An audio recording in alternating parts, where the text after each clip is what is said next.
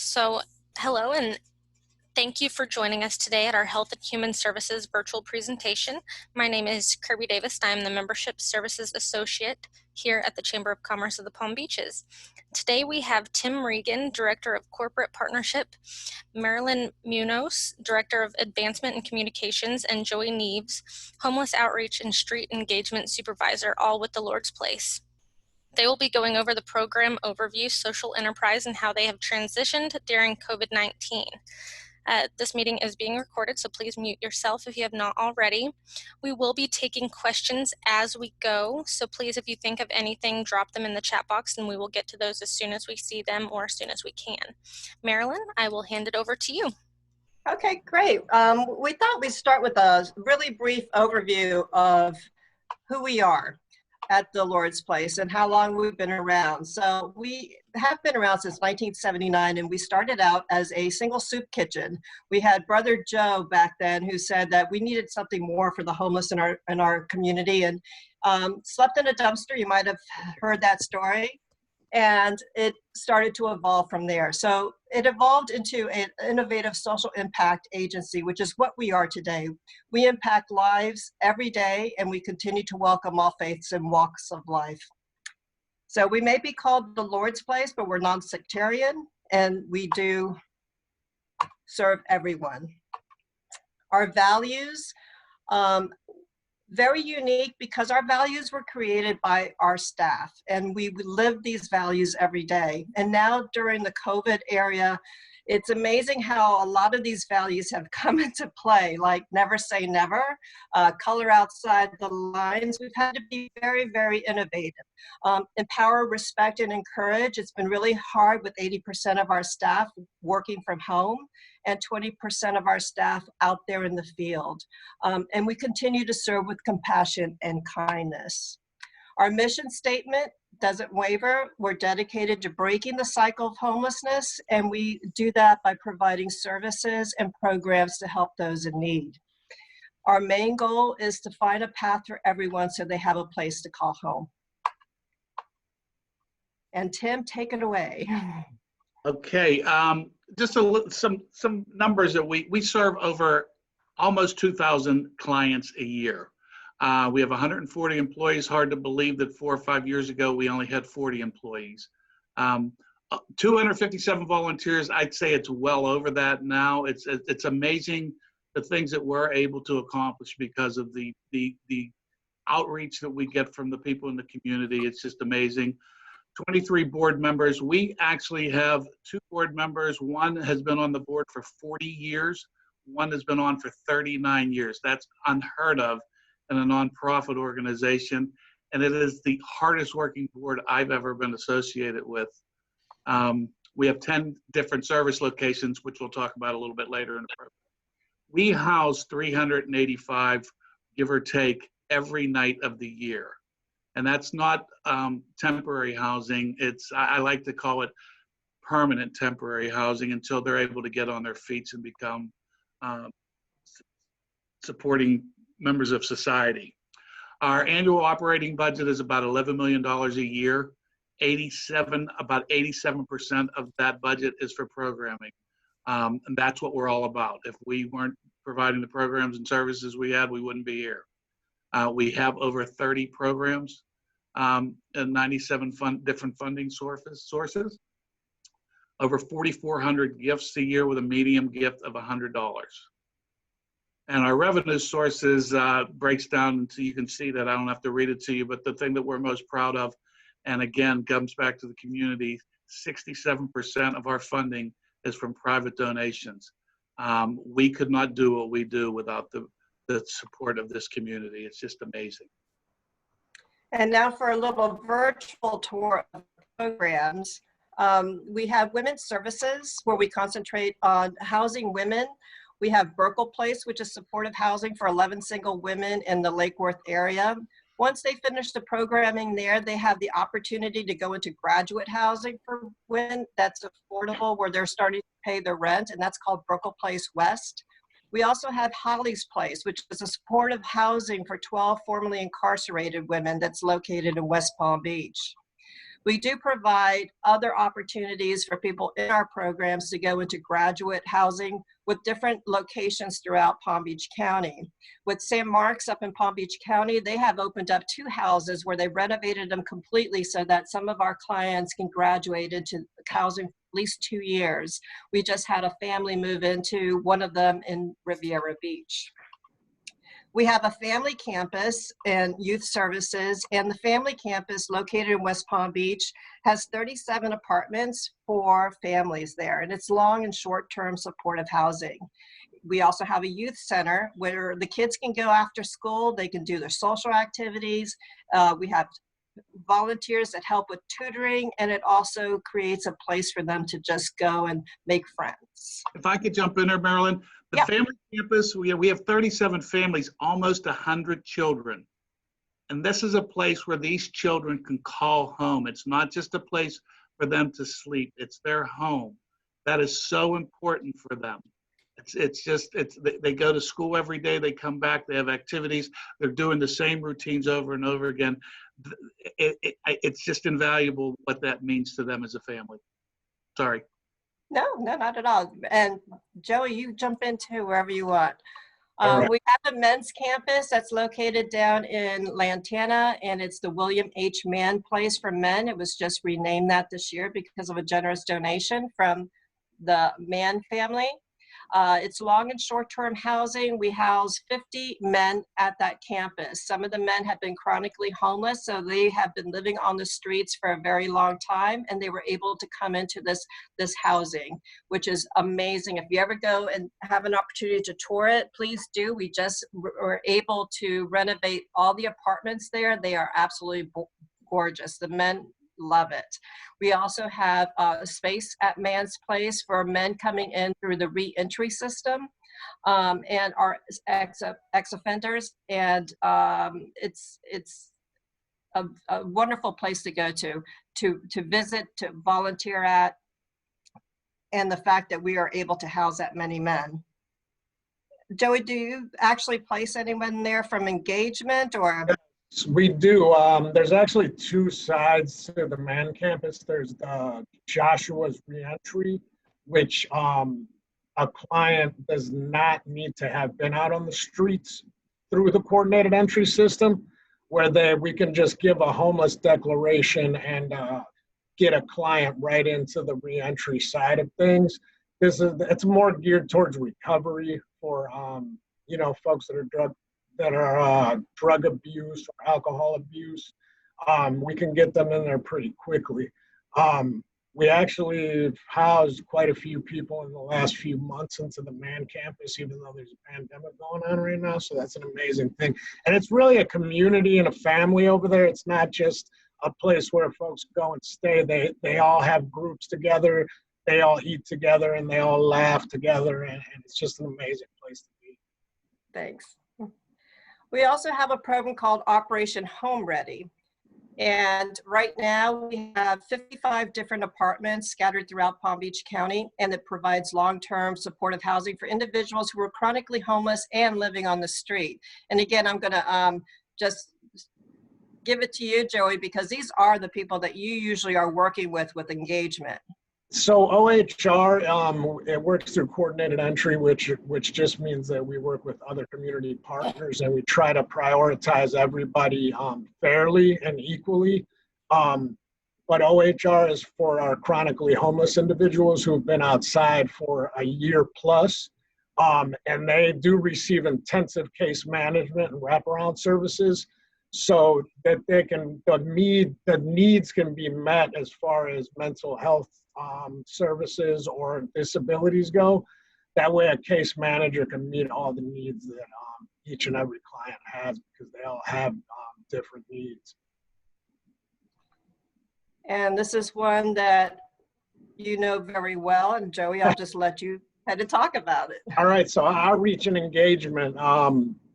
This is what I oversee here at the Lord's Place. And so the difference between outreach and engagement is that we outreach the community as well, and the businesses that are in the areas where our folks stay outside.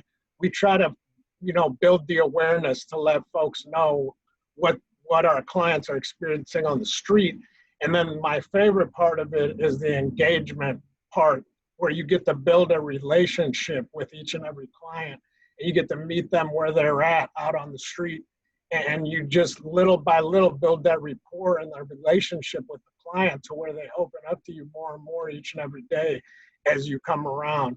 And the best part of our team is that each and every one of us is a peer specialist, meaning that when a client says you don't understand what I'm going through, that's when we can really, dig in and say, no, but we do understand what you're going through because we've been there in some aspect. So that's what makes engagement such a beautiful thing, is that we can go ahead and, use our life experience and how we came out of our hardships to better help our clients. That's great. Another program we have is Reentry Services, and we're actually a national leader in this area. And we have case managers, peer specialists, and others that work with people that are coming out of Sago Palm and other places of incarceration. They start working with them before they're released to see if they will qualify for our program, to help them get into some kind of an apprentice program, education, housing. So we start to work early with them. And Tim, did you want to talk a little bit more about the job training and employment? Yeah, so job training and employment. How I became involved with the Lord's Place about 4 years ago. My family and I moved back to Palm Beach County, and I was directed to see Diana Stanley at the Lord's Place. And I became a volunteer in the job training and employment area.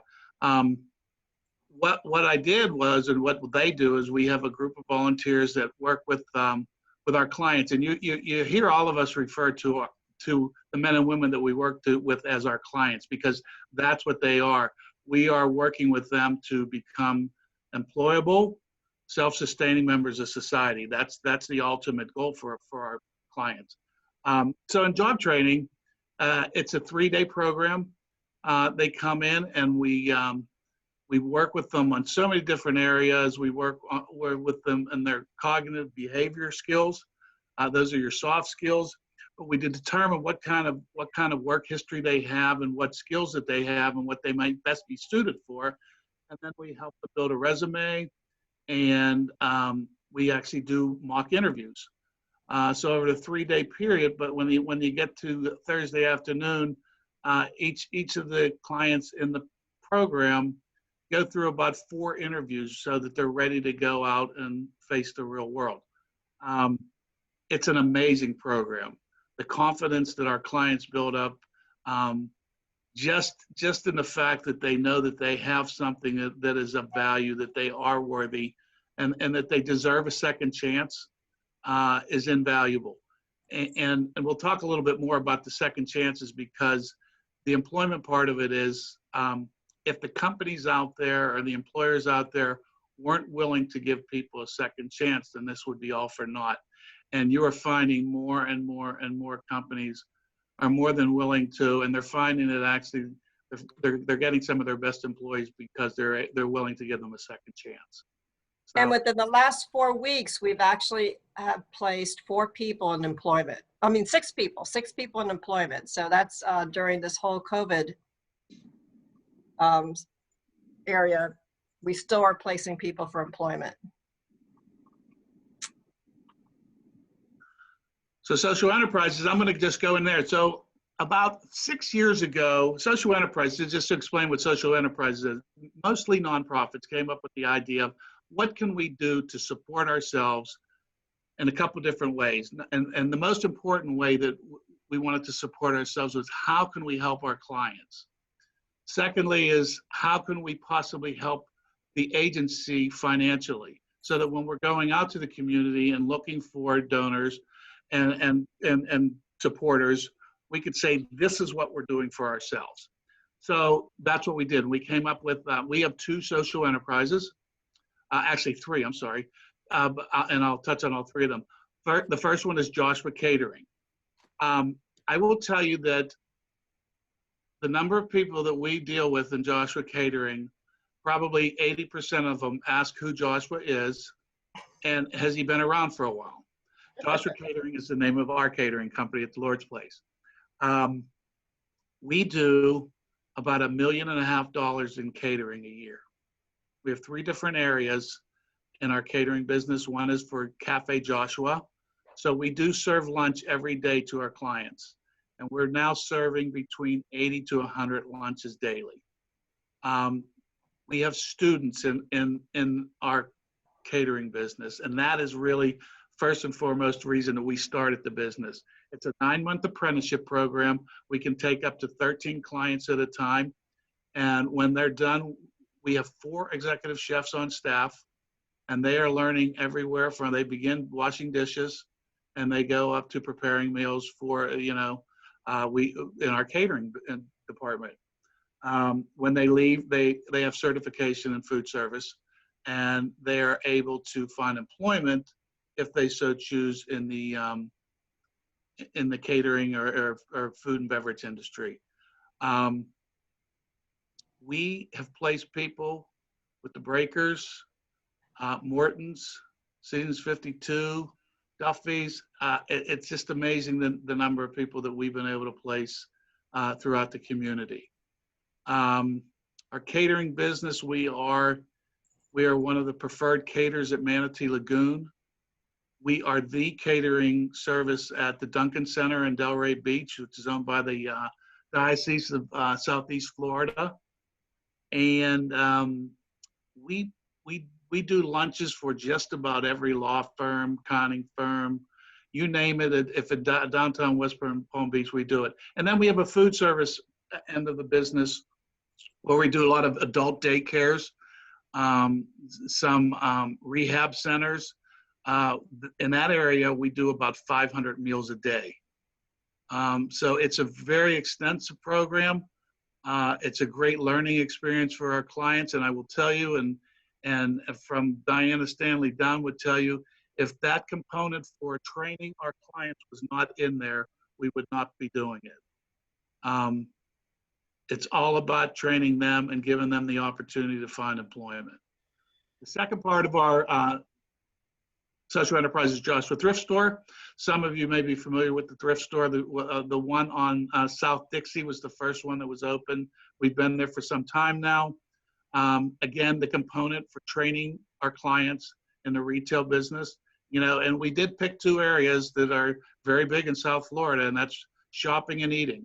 And that's where we can place our people. So there was a little method behind our madness.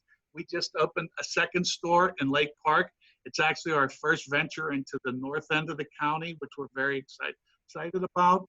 We have a great location there. Again, apprenticeship programs for our clients. And we're placing people there as quickly as we are from the catering business. I have a quick story about Joshua's Thrift too, if that's all right, Tim. Go ahead. So Joshua's Thrift, yes, it's a thrift store where it's open to the public, but during the pandemic, since it's been closed to the public and any other time throughout the year. So my favorite part of my job is once we house a client in a unit or an apartment or wherever that unit may be, we get the furniture and the bedding and the home goods from the thrift store. So in the last month, we've housed I think it's 9 individuals, and that was in the month of April. And we used the thrift store has been amazing at letting us use the box truck and getting furniture from couches to TVs to dressers to pots and pans. And we're bringing those to the clients once they're housed, and for them to actually see that they have a home and that it's not just an empty room. That just brings joy to my heart. That's the favorite part of my job.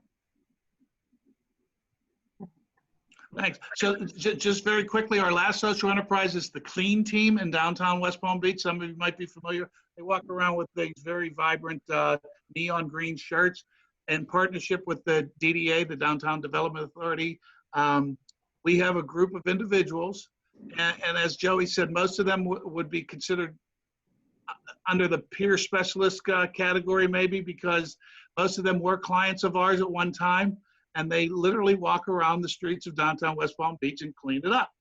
but they're also engaging with the homeless population downtown. So that it's just another arm that's reaching out to those in need downtown. So that's briefly our social enterprises. COVID-19, go ahead, Marilyn. So what's happened since the second week of March, when it was a mandatory stay at home and we had to change completely all our procedures? Like I mentioned before, 80% of our staff ended up working from home. 20% are still, like Joey, out there working with our clients on the street and at our main office. One of the things that we saw right off was that those who were homeless on the street, all of a sudden their supplies of food and just basic things, they couldn't get any change, no food. Everybody was not serving because it was mandatory stay at home. So we had to do a big push on non-perishable items and basic hygiene items just to keep them supplied with those. But another thing that happened too was when we were first given the notice to work at home, we were 3 weeks away from our major fundraiser of the year, which is Sleep Out. So every year on April 3rd or that first weekend of the year, we have up to 800 to 900 people that gather together for our Sleep Out event. And it has an indoor programming part, so we're all there nice and close together, a candlelight ceremony. And again, it is the biggest fundraiser for our programs. So what did we do? We went back to our values, never say never, color outside the lines, and we just flipped it over and say, okay, we always wanted to do a digital portion of it. How can we do that? And it became a social media event instead. We, using social distancing, we created a program that we could show on YouTube on that same night and kept going with it. And we kept our fundraising, we kept our teams out there, we kept motivating people, but it was all done on social media. And it was also done through emails and asking our teams to help out. That night, we ended up fundraising more than we have ever before. And it's amazing how that did turn around and how we were able to flip it on its head and still made it successful. So that's one of the other things too, not just with the people we're serving on the street, we still have to bring in that funding in order to keep our programs and services intact. And we've kept doing that. I have to add though, our website crashed that night because so many people were going to it. And I'm happy to say that. We won't let it crash the next time. So we mentioned about Cafe Joshua and how we serve lunch every day to our clients. With COVID-19, we obviously had to look at a different way to do that. If you've ever been in our building where we serve lunch, we have Cafe Joshua, this small room where our volunteers actually literally serve our clients, and they sit down and have lunch with them and engage in conversation and things like that. But with COVID-19, we couldn't do that. So we had to move the cafe outside. We set up tables outside. We set up the food stations outside. We had to have sanitation stations for our clients to the point now where we have to have masks for them and gloves for them. And so we're still serving lunch to them every day. And the change actually, at the beginning, our clients didn't know what to expect. So the numbers weren't quite there, but they're right back to where they were. Now we're serving again 60 to 80 to 100 lunches a day because that's what our clients have come to expect, and that's what we need to deliver. So we're still doing that. We just had to figure out a way to make it work under the conditions. And it's a hot lunch every day with a homemade soup, so it's really a delicious meal. Yeah.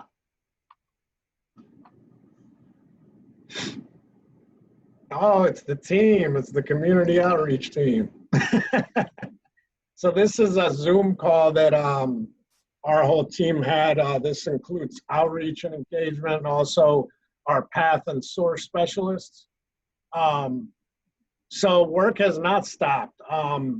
Outreach and engagement's been out there since day one, and we've been meeting the basic needs of our community because we all put our heads together and we said, what do we really need? Okay, so St. Anne's is is very minimal. They're serving breakfast and lunch, but then where are our clients going to be able to get some sustenance later on or on the weekend when there's nothing open? So we all put our heads together and we came up with, you know, the shelf-stable food bags, and we've been passing those out for the past few months now. There's some pictures of our little stations there that we're putting all of our hygiene and food bags together.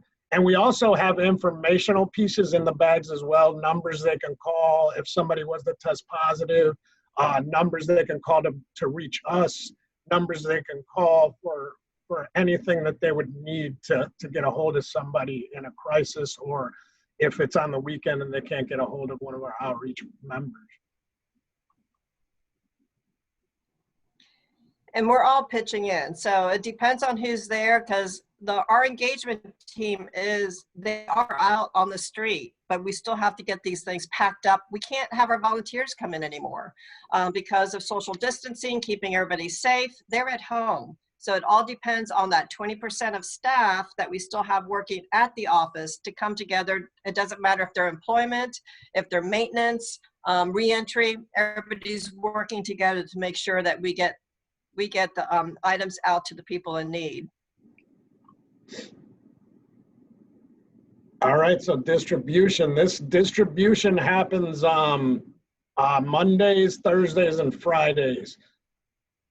Actually, Tuesdays, Thursdays, and Fridays, sorry. So Tuesdays and Fridays, myself and one of my team members, usually Harry, we go out from 1:30 to about 4 p.m. into the community. And we hit all the parks in West Palm Beach, as well as the downtown area, the waterfront, down by the fountains. Just the areas that we know that most of our clients are staying, and we deliver food bags, and we also engage with clients to see if there's anything that we can help them out with that they don't already have.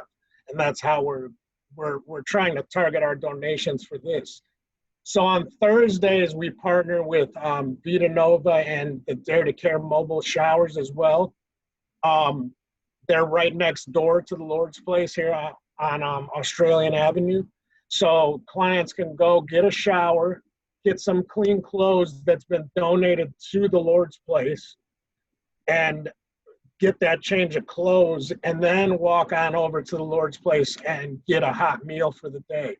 As well as grab a shelf-stable food bag on Thursdays with that grab-and-go lunch.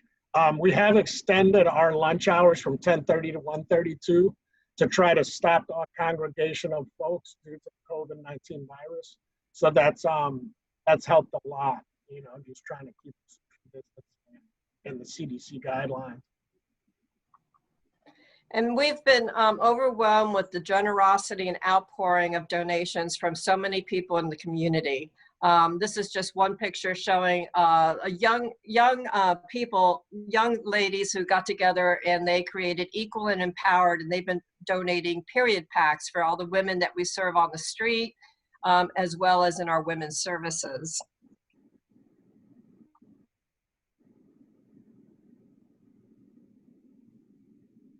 And again, more pictures of Joey out there helping those who are unsheltered, delivering essentials that we need.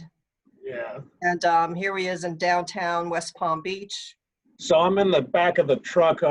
Normally what happens is Harry kind of polices the situation and tries to, you know, let clients know, you know, we're not trying to be rude, but we're trying to meet CDC guidelines. So if you could stay a little bit further back, and then I'd grab the bag, set it at the end of the tailgate, and a client will walk up and grab the bag and then move along. And if they'd like to have a conversation, we'll pass out our cards so that they can call us, or we'll speak with them right on the spot to try to meet their needs the best we can. And we are grateful. We're grateful because of, again, everybody stepping up during this difficult time. And these are some of the areas where maybe the people on this call might want to help. We do have a current needs list, and what I did was I sent it over to Kirby. She can send it out to anybody who is on the call, so you can kind of look at it. We have outdoor needs, hygiene, others like new t-shirts, socks, and undergarments. The the shelf-stable foods that we do need, and also items for Operation Home Ready folks. Yeah, and I just want to say that 90% of our clients, when we pass out our food and our hygiene and clothing, just the gratefulness that comes from our clients, and they just, they say things like, if it wasn't for you guys, we wouldn't know where we get our next meal, and you guys are just a godsend. And the smiles is what really keeps us going, even during these hard times and these uncertain times. So if I could just add, about 80% of our workforce now at the Lord's Place is working remotely. Joey has been working he works on the streets every day. He's been working on the streets from day one when the virus first came about. And he's probably working 10 times as hard now as he did then. As much as this situation is affecting all of us, it's affecting our clients and the homeless population even that much more. Most people don't choose to be homeless. It's usually a single event in their lives or something happened that caused them to become homeless. And it's in a lot of cases, it's just gaining the trust and the help of someone is all they need to get back moving in the right direction. And that's really what we're all about. And I just can't emphasize enough, we couldn't do this without this community that we live in. And it's so supportive. And during this particular time,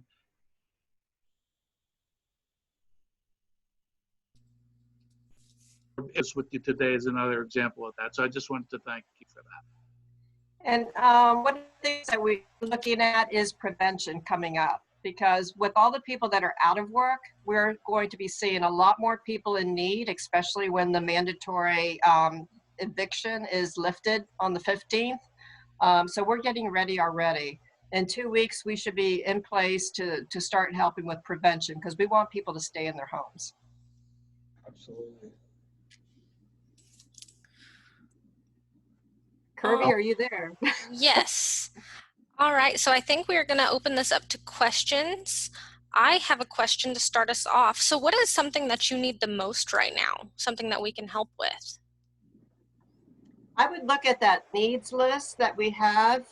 Those are just things that we need right now to get out to the people that are on the streets. But also, as things start to open up again, Tim, what about catering? We need people to actually contact us again and start. Oh yeah. Okay, so yeah, that catering business doesn't work unless people call us and place orders. Our thrift stores, while we're not accepting donations right now because we have to get our people back in the stores, I'm sure that everyone has had a lot of time to clean out their garages and do all the spring cleaning that they've been waiting to do. But once we open, we're open for donations of all kinds. We pick up, tell your friends. You can help us a lot in all those areas. Who would be our contact person if we needed somebody to come pick up some things? You can go to our website, contact me, contact Marilyn. We'll get you in touch with the right person. Right. info@thelordsplace.org is an easy one to remember too. If you just send an email to there, we can direct it to the right person. Okay. And I do want to say that Joshua's Catering has catered many of our committee meetings, several of our webinars, and the food is absolutely amazing. So I can vouch for that. Well, thank you, Kirby. All right. Do we have any other questions from anybody? And feel free to turn on your microphones. I'm going to go ahead and end the slideshow. Okay. Yeah. Hi, this is Jim Collins. How you doing, everybody? Good. And I got a question for you. When you get these people in apartments, you guys go do fantastic work, first of all. But what about when you put them in apartments or they stay with you? Do you have a collaboration with any healthcare workers, and these people need some healthcare or anything like that, such as, whatever they need for healthcare? Well, street engagement usually while we're engaging with clients out on the street, we try to meet those healthcare needs right then, even before they're housed. That's probably like the first thing that we ask is, do you have, any type of healthcare, or do you have any type of health concerns do you need medications? And we work closely with a lot of different places, mostly the healthcare district here in West Palm Beach. That's our go-to to try to get folks in, and we'll sign a homeless declaration. And we also have the mobile health clinic that comes around and actually parks in the parking lot here at the Lord's Place. They go to St. Anne's, they go to various locations, and they can get assessed and get their foot in the door for health insurance that way also. Yeah, the healthcare van we have every Tuesday and Friday. Well, prior to the virus, every Tuesday and Friday they're there all day in our parking lot. There is a question on here about worrying about the homeless children who are falling behind in this homeschool environment. Can you talk about that? I do know that most of the kids now over at the family campus, they do have access to the internet and to laptop computers so that they're not falling behind. One of the things that we'll probably start doing is more Zoom volunteering. So we had a lot of people that would come in and tutor our kids there. And we have been discussing how can we get our volunteers back in touch with the kids, but with the social distancing. So we're looking at Zoom and having them volunteer through Zoom. Okay. I am waiting just a few minutes to see if anything else comes in. As we're waiting, I just want to thank you guys so much for coming and speaking to us.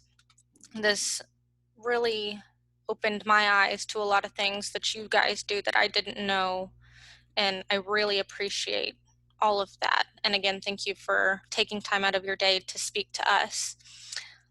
I do see a question came in.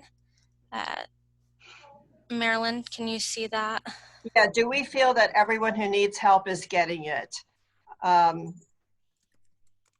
Joey, what do you think? Because you're the one who's out there all the time, and I know that we're really we try not to duplicate services with other providers in the community, so we concentrate on certain areas.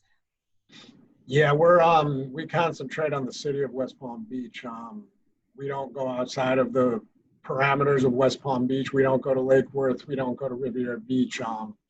So it's limited, but anyone that we come in contact with, I feel like they're getting the best services that we can possibly provide for them. There's certain clients where it comes into play is the readiness of a client. Are they ready to come in and do an assessment and do an enrollment, or can I come out to them on the street and do that? Some clients welcome it. Yeah, come on, let's do an enrollment. And others are kind of, they're just kind of paranoid. So I think it's up to them to meet us halfway. But if we're in contact with them, we're meeting basic needs. We're meeting everything that client needs at that time, anything that we can help with. So to answer your question, to be realistic, no, I'm sure there's people out there that aren't being touched by the Lord's Place, but that's because they're not coming forward, or they're in very isolated areas that we need to find, and we eventually will find them, and we eventually will engage with them as well. If it's somebody who's out there who needs help and it's outside of our area that we provide engagement for, you can always still contact us through that info@thelordsplace.com. And what we can do is put you in touch to the entity that does provide services in that area. The county outreach team does provide services to a lot of different areas as well. So we can always direct you to the right area. Absolutely. All right. Okay, that looks like that's all the questions that we have right now. I do want to thank you again. I know we all have a busy day, so I want to get us out of here. I don't want to waste anybody's time. So thank you so much.